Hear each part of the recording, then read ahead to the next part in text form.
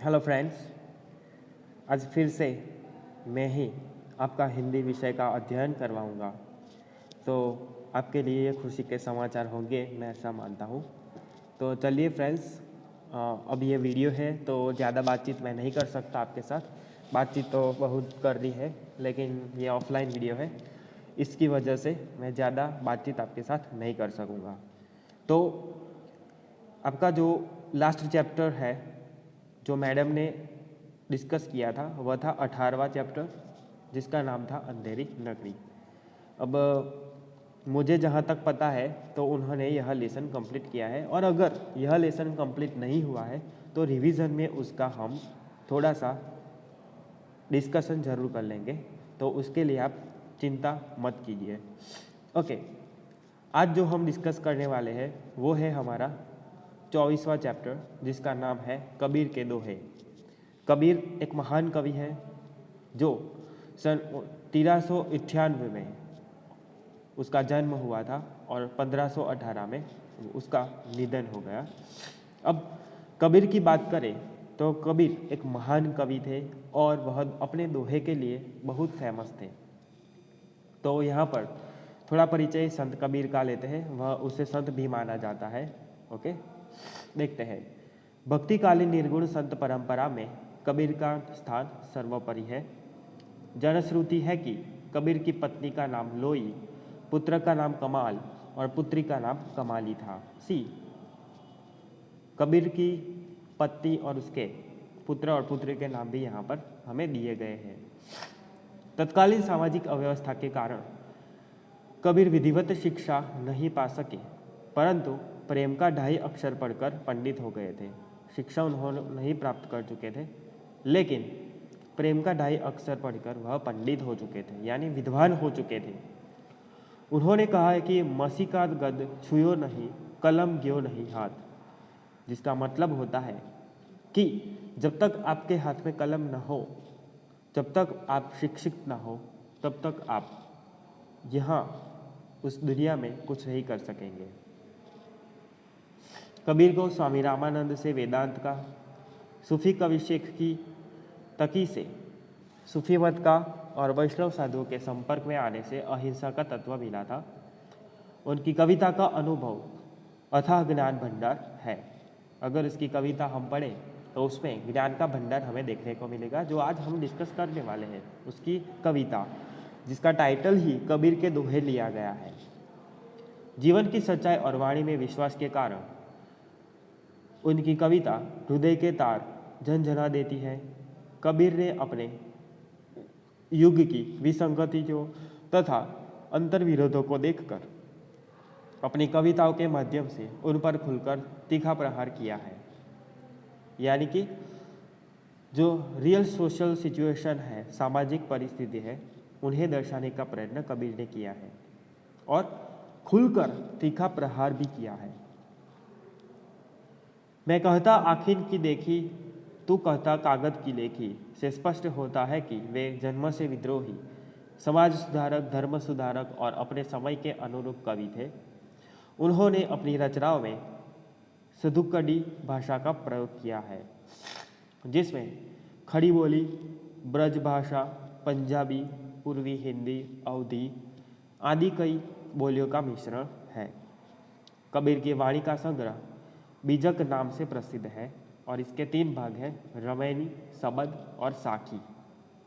रमैनी और सबद ये गेय पद है, यानी कि जिसको हम गा सकते हैं, और साखी में दोहे संकलित है।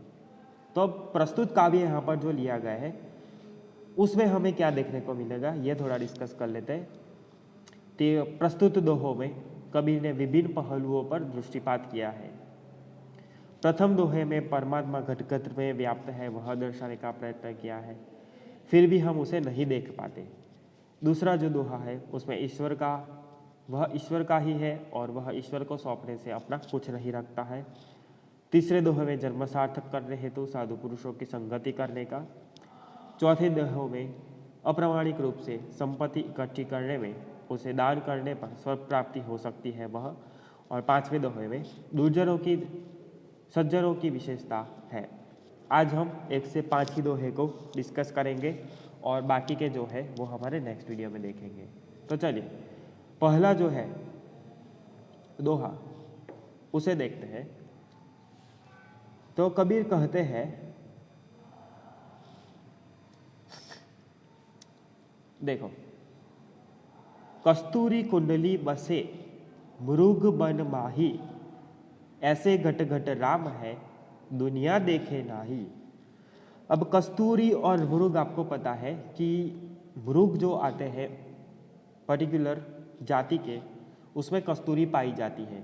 कस्तूरी क्या है? तो कस्तूरी एक बहुत ही सुगंधीदार जैसी बहुत ही उसमें से अच्छी स्मेल आती है, उस प्रकार का मुर्ग के अंदर मुर्ग की नाभि में देखने को मिलता है। और इसकी जो जाति है उसे कस्तूरी मृग कहा जाता है, जिसकी नाभि में यह बहुत ही अच्छी स्मेल वाला एक द्रव्य होता है। तो यहाँ पर मृग कस्तूरी का एग्जाम्पल लेते हुए जो कबीर है वह हमें समझाने का प्रयत्न करता है। क्या समझाते हैं? कि कस्तूरी मृग जो होते हैं उन्हें पता नहीं होता कि यह जो स्मेल है वह बहुत ही अच्छी जो स्मेल आ रही है वो कहाँ से आ रही है। और इसकी वजह से क्या होता है, उस स्मेल को पाने के लिए, उस बहुत अच्छी स्मेल को पाने के लिए वो जो मृग है वो इधर उधर भटकता रहता है कि मैं जाके उसे ढूंढ लूँ, लेकिन उसे एक्चुअल में नहीं पता कि वह जो बहुत अच्छी स्मेल आ रही है वो उसकी नाभि में से ही आ रही है। और उस स्मेल को पाने के लिए जो मृग है वह इधर उधर भटकता है। यह एग्जाम्पल के द्वारा कबीर हमें क्या समझाना चाहते हैं?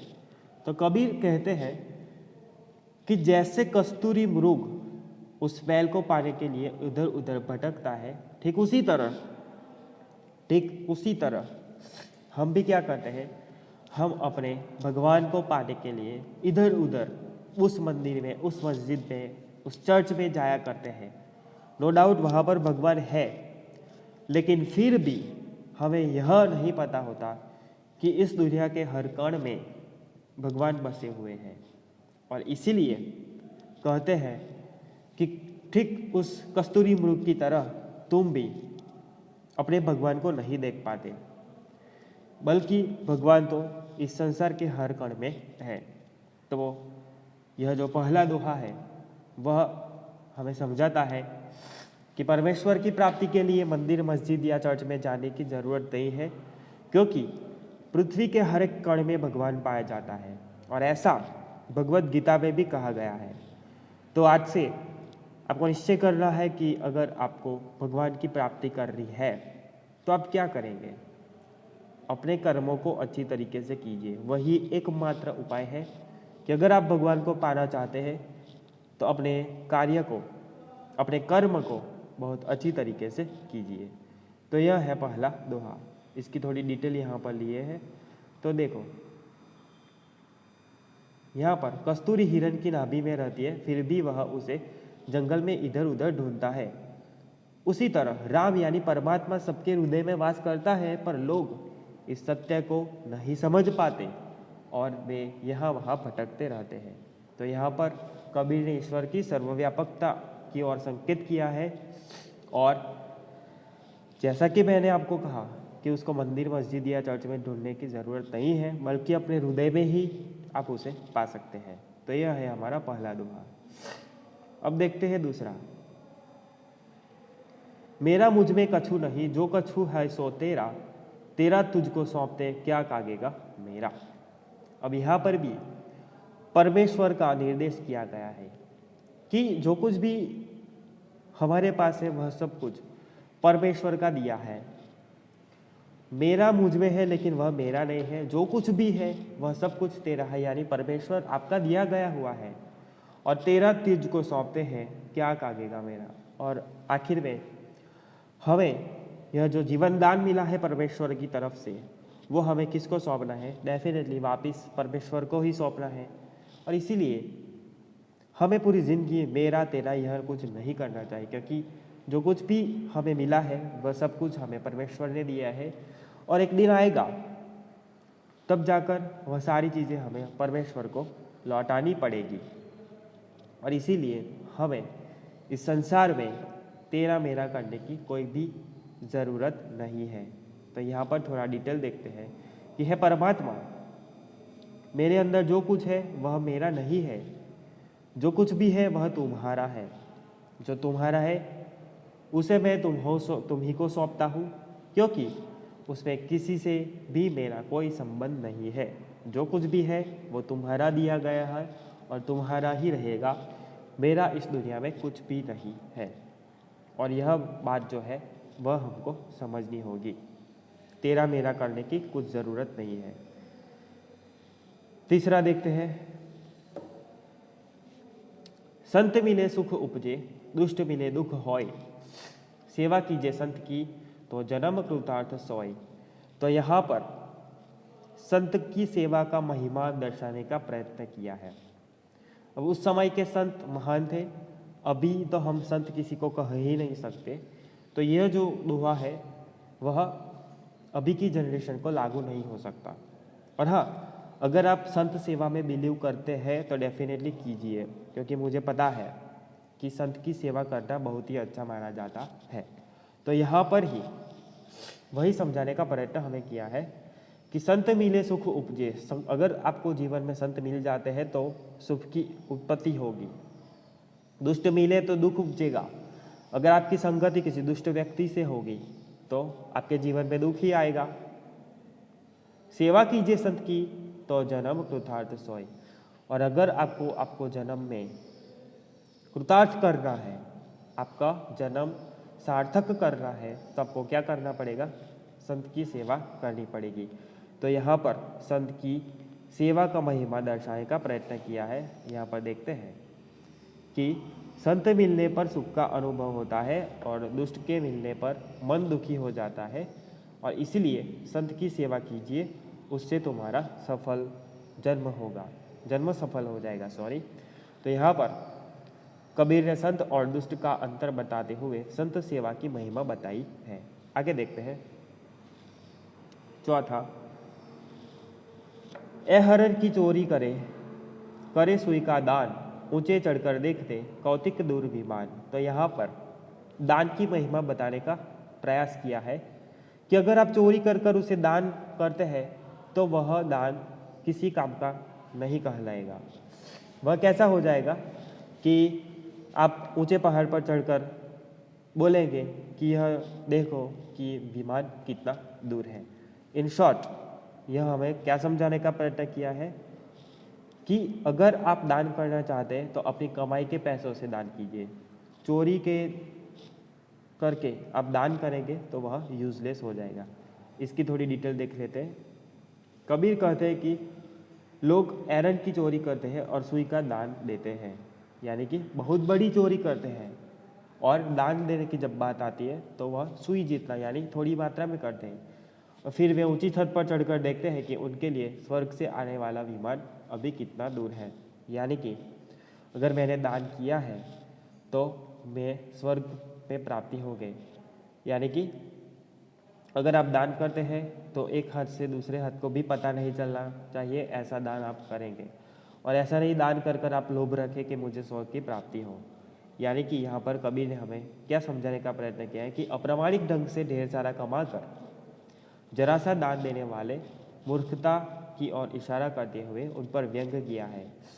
यानी उसके पैसे की कमाई जो होती है वो तो अप्रामाणिक ढंग से होती है, फिर वह थोड़ा सा दान कर दे और एक्स्ट्रा में क्या करते हैं तो वह स्वर्ग की प्राप्ति का चयन करते हैं, स्वर्ग की प्राप्ति उसे हो ऐसा वह चाहते हैं। ओके, आगे देखते हैं।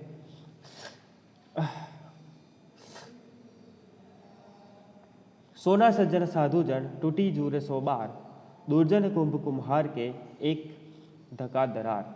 तो यहाँ पर हमें क्या समझाना प्रयत्न किया है कि सोना सज्जन और साधु लोग रूठने पर भी एक बार जुड़ते रहते हैं, बार बार जुड़ते रहते हैं। सज्जन अच्छे लोगों से संबंध बनाकर उसे कायम रखते हैं, जबकि दुर्जन लोगों का व्यवहार उससे उल्टा होता है। जैसे जरा जरा सी दरार वाले मटके को थोड़ा धक्का मारने पर टूट जाता है, ठीक उसी तरह दुर्जन व्यक्ति टूटते हुए संबंध को पूरी तरह तोड़ देने में संकोच नहीं करते। तो यहाँ पर सज्जन और दुर्जन व्यक्ति के डिफरेंस को दर्शाने का प्रयत्न करता है। सज्जन व्यक्ति के लिए रिलेशनशिप का महत्व होता है, बल्कि दुर्जन व्यक्ति के लिए हरगिज नहीं होता, यह समझाने का प्रयत्न यहाँ पर किया गया है। तो यहाँ कबीर ने सज्जन और दुर्जन के स्वभाव का अंतर बताया है और सज्जन जोड़ने और दुर्जन तोड़ने की बुद्धि रखता है, यह भी दर्शाने का प्रयत्न किया है। तो आज यहीं तक हम उसे रखते हैं और बाकी का जो डिस्कशन है 6 से 10 तक उसे हम कल पूरा करेंगे। तब तक के लिए अपना ख्याल रखें। Thank you.